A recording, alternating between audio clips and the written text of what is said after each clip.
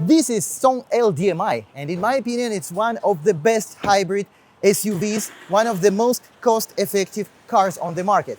I also like the equipment of this car, the handling of this car, enormously large interior space, but the most important, for the moderate price, you get the 26.6 kilowatt hours battery, which is far bigger than actually all of the competitors. And today we will test the real fuel consumption of this car. Well, not today, it will take probably 1 week or more. For now, we have fully charged battery, 158, it's almost 160 kilometers of range, which is officially in the specification of this car. It's about 99 to 100% of the battery. Trip A, now we have 0 kilometers, as you see, and we have already filled up the tank with 95 petrol until the first click. We've just done it. So now we put the fuel gun right here. By the way, who is curious, the price of 95 petrol is about 1.1 USD. It has increased recently a little bit. And from today, I will drive probably around 500 kilometers and we will see the real fuel and energy consumption in this car. Let's start. Of course, as usual, today we will review this car in details. Versions, equipment, prices and technical specifications. We start from the body. The full length is 4.8 meters. The wheelbase is 2.8 meters. This is the perfect golden standard for the medium-sized SUV. Totally enough to make the interior space sufficient for 5-seaters and at the same time pretty convenient to park in the city. The body itself is fully made of steel and it has tin coated on all the panels, including outside panels and including the inside panels, for example, panels of the doors. As you see, it has tin coating and the body crate itself. Even the roof panel, of course, is pretty small because of the panoramic sunroof, is tin coated as well. The curb weight of this car depends on the battery, is from 1850 kg to 2000 kg with the biggest battery. Now we talk about the technical specifications and of course we start from the battery. This is a hybrid model. It shares its platform with many other BYD models, including BYD Song Plus, which is actually a sibling of this car. Not in terms of the design of the exterior or interior, but in terms of technical specification, equipment and even prices, the cars are actually similar. The sizes are similar as well, by the way. So this Song L DMi has 3 options of the battery. The first one is 12.9 kilowatt hours. This is 75 kilometers of pure electric range by CLTC, and this car is actually very difficult to find. Yes, it is the cheapest version, but basically no one buys it because the advantages of hybrid technology here basically not so obvious. The next option, we have 2 equipment levels. With this option is 18.3 kilowatt hours, and of course it is much more interesting with 110 kilometers of pure electric CLTC possibility to drive. And the last battery, the biggest one, same as in this car, also has 2 equipment level with the biggest battery, is 26.6 kilowatt hours. This is pretty big.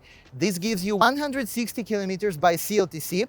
In fact, it can give you actually almost that mileage on one charge. I have tested it already. And with this battery, at this price, the car basically doesn't have many competitors. Maybe in China it has, but in the whole world, almost no. What is interesting about the batteries, it's not 800 volt platform. The voltage here is pretty low. It's 338 volts on this battery, which is pretty enough for that size of the battery. And the smaller battery, which is 12.9, it doesn't have fast charging at all, but all other versions have fast charging. We have DC port, we have AC port. And with DC port, the smaller battery, which is 18.3, has charging capability of 26 kilowatts per hour. But the bigger battery, like this, can take up to 54 kilowatts per hour, which is extremely good. I tested and this car really took more than 46 kilowatts per hour on my charging station near my home.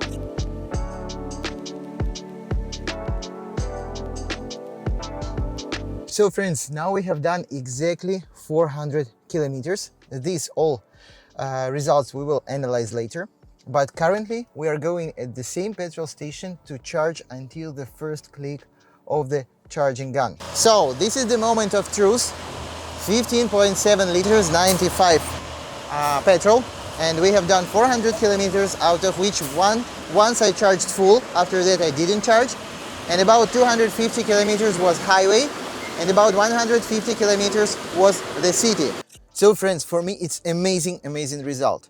It was combined driving, about 70% highway, about 30% city, maybe 40% city. I was driving according to the traffic rules, but also I checked the acceleration from 0 to 100 during the test drive for the video about 5 to 6 times. Also, of course, I did some overtaking on the highways and so on. And we have 400 kilometers, just one charging from the charging station before the start of the cycle, as I showed you. And the actual fuel consumption under these conditions is here. 3.927 liters per 100. I hope it's focusing and you see it. It's amazing because I use the air conditioner all the time. It's 2-ton carb weight car. It's medium-sized SUV. I am purely impressed. Now I will show you what the gauges say us about the consumption. So past 50 kilometers, minus 4 kilowatt hours because the car was giving energy to the battery. 6.5 liters per 100 kilometers. It's just past 50 kilometers.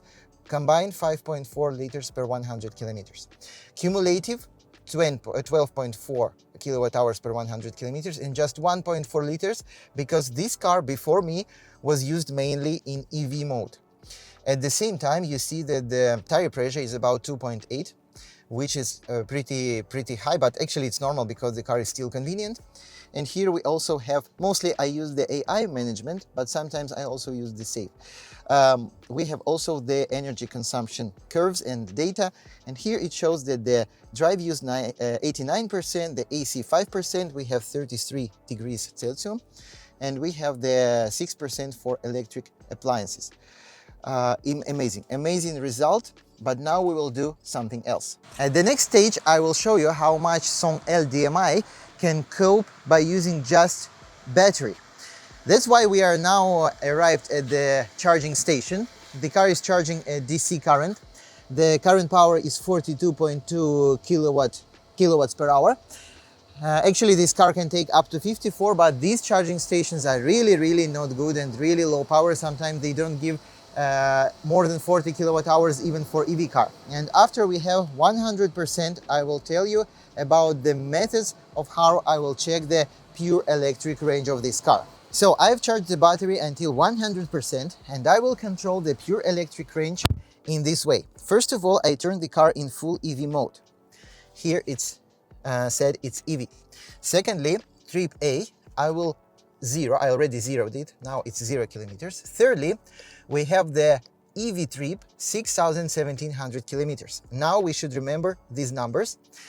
At the moment, when the car will turn to HEV by itself and start the internal combustion engine, probably it will be at about 20% of the battery, which actually is set here, you cannot set less than 20%. We will know that pure electric range basically finished and we will see how many kilometers will be added. Let's start right away.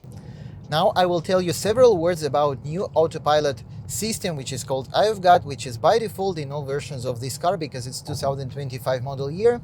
In the city it's almost useless, but at the highway it can do pretty many things and almost reaches the level of the market leaders, such as for example Avatar or Tesla, but still it is pretty worse. First of all, now I'm using this system, I'm not touching steering wheel or the pedals or anything, and when the conditions are suitable, the car can drive up to 20 minutes I had experience without my interfering.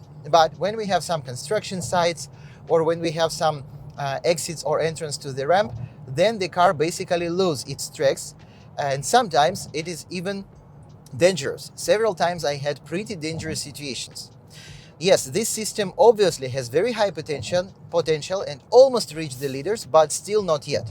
Maybe they have still some space to improve it based on the current software and hardware installed. For now, I must say, in less congested road conditions, with relatively straight roads with good linings, this system works pretty okay. What is good about it, it can change lanes. I just use the turn signal and it will change lane by itself, and also it can change lane by itself. was a little bit not in the center of the lane. It also can change lane by itself when it thinks it's appropriate. And also its navigation guided autopilot system. Now we are driving based on the navigation. But again, sometimes the car will just tell you, please help me to do something. These conditions are like pretty difficult. Take the steering wheel. Okay. Nevertheless, as you've seen, already about 3-4 minutes, I haven't touched any controls of the car, except I did lane changing on purpose. Oh, finally I managed to do it. It was a long trip. It was in the city with a lot of traffic jams, but just to look at our amazing result. 146 kilometers, trip A, 0.4. Still have 20% of the battery because actually that is what we set it and it cannot go lower. And also we have the trip EV 6161.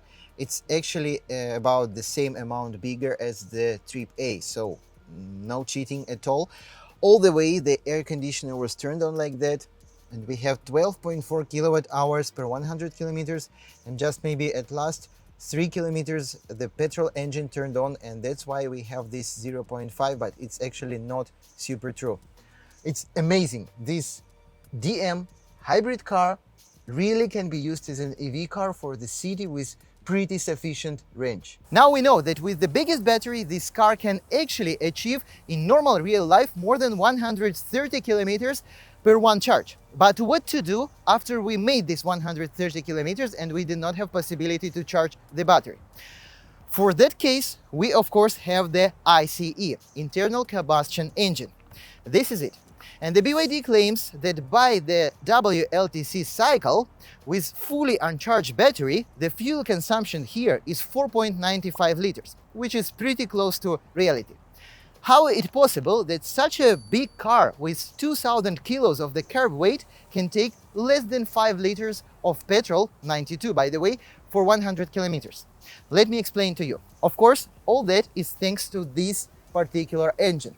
This is BYD 472QC, and this model of the engine is used in dozens of other models of BYD, including the sibling car, the BYD Song L DM, including C-Line 05 DM, C-Line 06 DM, Chin DM, and many other cars. This is 1.5 liter naturally aspired engine with 101 horsepower, the peak power of this engine.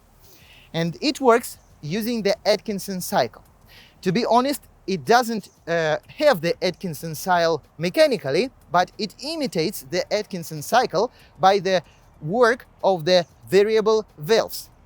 The intake valves, they close much longer time than it is in a normal engine without using the Atkinson cycle. That results to the intake mixture. Actually, intake gases go to the intake manifold, and the energy of these gases used in a better way. As a result, we have much colder engine with super good thermal efficiency coefficient, which is I think 43% for this motor. Because of this, we also have lower power compared to normal motors, but because of this, we have much better real fuel economy. For a hybrid car, not only the battery size and the internal combustion engine matters, but also the drivetrain. Here everything is very good with it, because here we have the already classical E-CVT system, which is very normal for modern hybrid cars, and which was firstly used in big amounts on the Prius. Then it used in big amounts in almost all the BYD models, including the premium models. That is a planetary gear. To one part of it, we have connected the electric motor. To another part of it, we have connected the ICE motor. They can work basically independently or together. What is the total comprehensive power of this system? Actually, BYD doesn't claim any.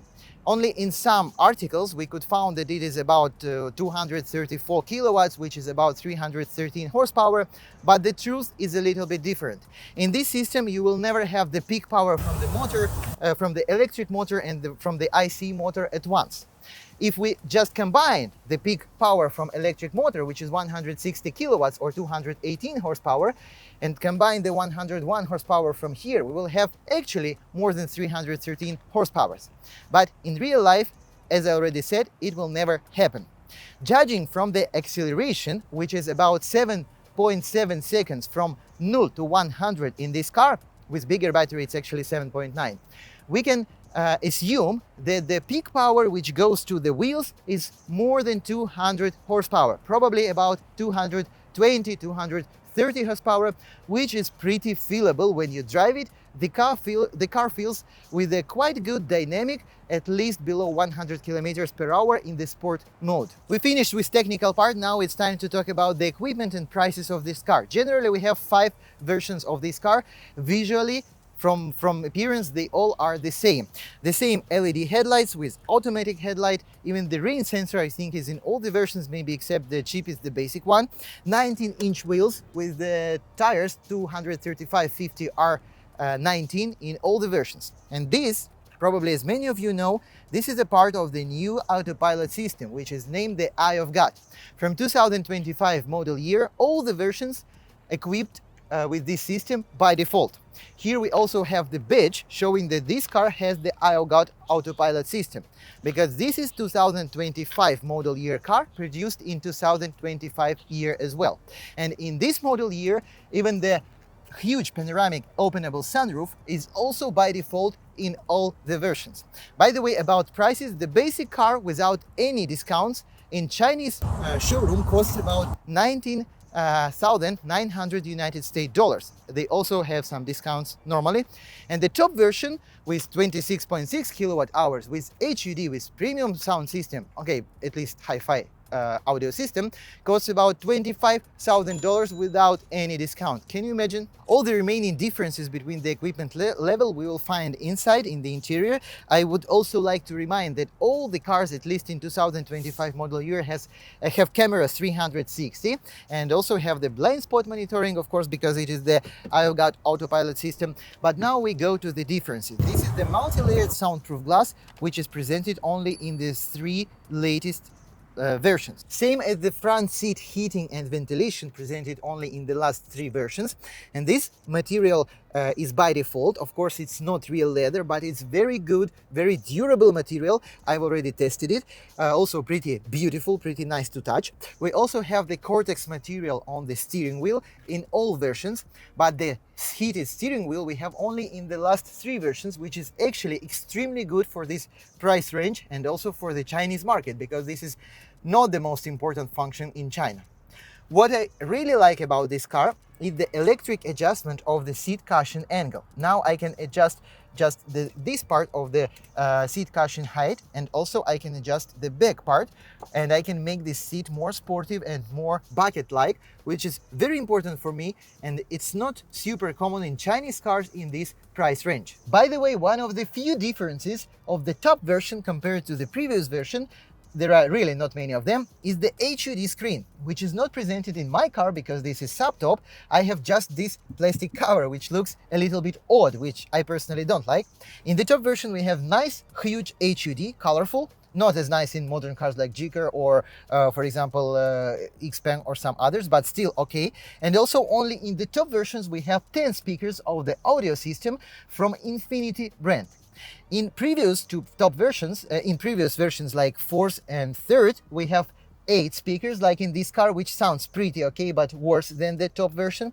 And in the first 2 versions, first 2 basic versions, we have only 6 speakers. I really like the interior of this car. For me, it's better than the BYD Song Plus, which is actually sibling of this car. But in fact, this one gives me more feeling of an adult SUV with this panel is a little bit higher. The space here feels a little bit bigger, but this all is pretty subjective. What I can tell you objectively, that ergonomy here is perfect. The seat position is perfect. The armrest is perfect as well. Here we have the Gorgeous cluster, which is about 10.2 inches, something like that, which is in all the BYD, like in all other models, extremely informative.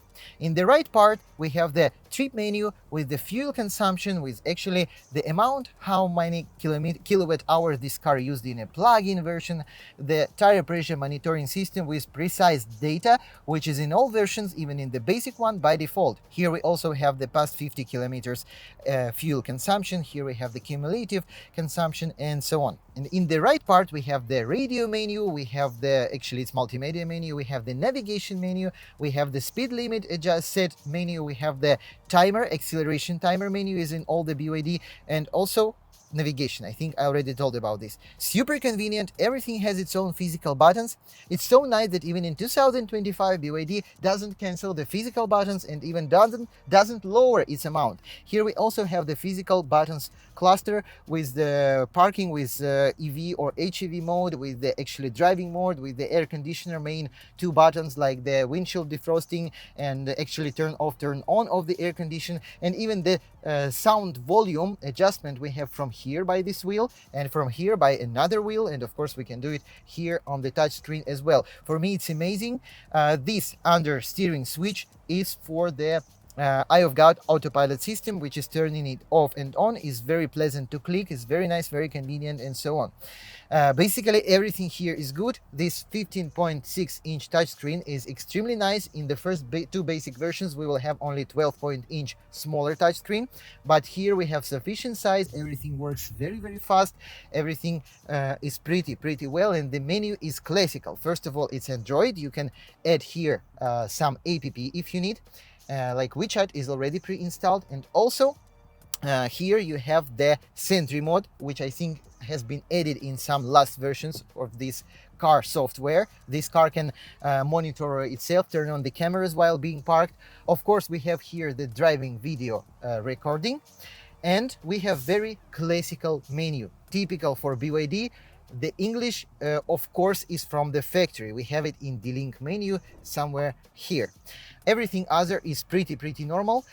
We also have, I will show you one more time, the menu of the seat ventilation and heating with the steering wheel heating right here. The second row is amazing. I'm sitting behind myself. I'm 178 centimeters.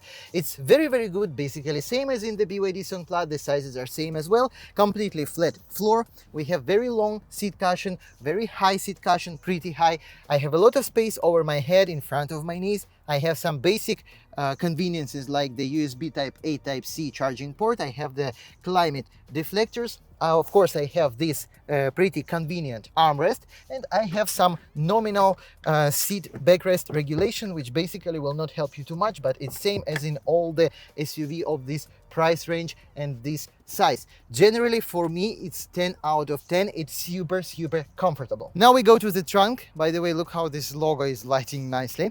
We have the electric tailgate opening and closing in the last three versions. The first two don't have it. And this car is extremely practical because I have been using it for a long time before I had one more like this, just green exterior. So in these configurations, the smallest volume here claimed by BYD is 459 liters. But we also have here the niche and under this false floor, and we could make it like that, more deep. I cannot make it now because I have mess here.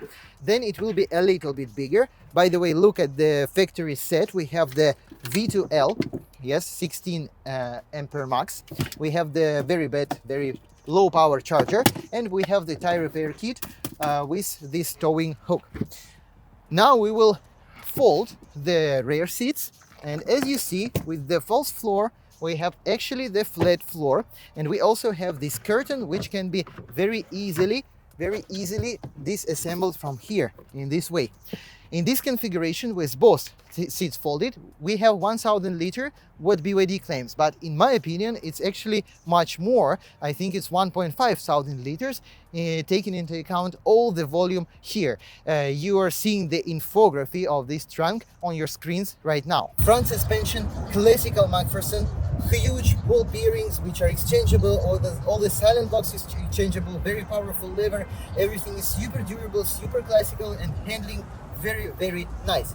The ground clearance under the front subframe, under its plastic cover, is 178 millimeters, which is more than enough. And one more thing which I actually not very confident about, in the specification of this car, the two highest versions, including this one, had the adaptive or variable hardness on the shock absorbers. So this should be probably the Union C, like in the new C-Line 06, where you can adjust the hardness of the shock absorbers, but I couldn't find anything in the menu of this car which should be there as a separate APP. So I guess if it's actually here presented, it should be working together with the sport mode, being a little bit more stiff, and in comfort mode a little bit more soft, but generally I haven't seen or found anything like that until now. On the middle of the car, the ground clearance is even a little bit better. It's 217 millimeters, 214. Here everything is protected pretty nice. Here we have the exhaust system alongside the right seal of the car. Here we have the battery, which is protected nicely. Same as in other BYD cars, the quality is pretty well. BYD Song L lighting logo. Here we have the ground clearance more than 340 millimeters under this muffler, made of stainless steel. Here we have the 4-lever per wheel multi-link suspension. Here we have the stabilizing bar with huge silent locks, which are actually pretty easy to change without any need even of the lifter of the car. Here we have some anti-corrosion surface cover, so it's pretty normal as most of modern SUV. The suspension looks pretty robust. So now we are driving the Song L DMi. I've driven this car, not particularly this one, but the same model for more than 1000 kilometers already. For me, it's extremely nice. Very good feeling of the car, very, very good handling. Actually, the suspension is adjusted more to a comfort. I don't feel anything in the sport mode more stiff. I don't feel it. Despite specification has some words about shock absorber stiffness adjustment, I never felt it. Nevertheless, view is extremely good. The rear view mirrors is super nice. The handling is good as well. I like how the front suspension, how I feel it in the turns. I precisely feel both wheels. The most disadvantage of this suspension that sometimes on the obstacles like the speed barriers, especially on the lower speeds, lower than 50, I feel a lot of unsuspended masses working on this suspension. This I feel. Other things are basically perfect. Also, the sound insulation is extremely good, even at 120. On the highway, the sound insulation is, in my opinion, better than average in this price segment of the SUVs. First of all, about the acceleration, we will do it now in sport mode with almost with low battery level, with using the acceleration timer. Yeah, because it's basically one gear, you feel like you do it on the first gear of a normal gearbox. It's 8.1, and basically we feel that this is very, very close to what the BYD claims. They say it's 7.9, but we had the curvy road, so it's pretty dynamic car. But at the same time, you will not like to do such acceleration because the engine sounds, the internal combustion engine sounds like it's on the first gear. This is not what this car designed for. But in normal modes, let's turn to normal or even to eco, this car is also pretty dynamic, at least below 100 kilometers per hour. At the same time, don't forget that this car can be pure EV car, up to 130 kilometers per single charge. In this mode, it just drives normally, completely okay, like electric car, maybe a little bit less powerful than pure electric models of the same size and price range, but still power is enough. Then you have HEV mode, and you have many different modes of the driving, like classical, like sport mode, snowfield, sport, normal, and so on. Eco, of course. Also, you have the energy management mode, which will be AI management or safe. I'm not sure what is the difference exactly. You can also adjust the state of charge target, and for example, if we make 50% or 45%, the car will always maintain the 45% level of battery charge. We also can make no lower than 20%, and the car will never make lower than 15% because it's better for the battery, and it will use this 15% for at least driving on the reverse gear. To prove that it's very nice and dynamic car in the city conditions, I will just push a pedal of accelerator in normal mode from 55. It's already 85. It's pretty okay. It's, of course, it's not a sports car, but it's more than enough in the city. But you should understand that if your lifestyle demands from you, or you just like it, driving like 140, 160 or 170 kilometers per hour on highways for a long time, this car simply will not fit you. This motor 1.5 will be not enough to do it. Also, the drivetrain is not adjusted to this at all, and basically this is car for city and suburban driving. Of course, I've done about 1 to 200 kilometers on the highway by this car, and it was no any problem, but I didn't drive faster than 130 kilometers per hour, which is okay for this car. Like, let's say it's okay, it's pretty comfortable. I hope I proved you this is a perfect hybrid car. First of all, costs on petrol are very close to the costs of driving electric car. The fuel consumption is very good. Secondly, you can use it as an electric car with limited to about 130 kilometers range. Thirdly, equipment, comfort, very good. Interior is spacious, handling is nice. The only one thing this car is not suitable for is actually driving at high speed on the highway. It's not good either for you because the engine will be too loud, nor for the car itself because the drivetrain and the motor is not actually designed for that. And of course, price is super moderate. If you want to get one from China, new car or used car like this one, just contact me directly. All the contact information below this video. Yes, and we finish this video on the petrol station. It's quite symbolic. Please push the like button, subscribe to my channel, and of course leave the comment whether you like this video or not, or any other comment about this car or the next car you would like me to film.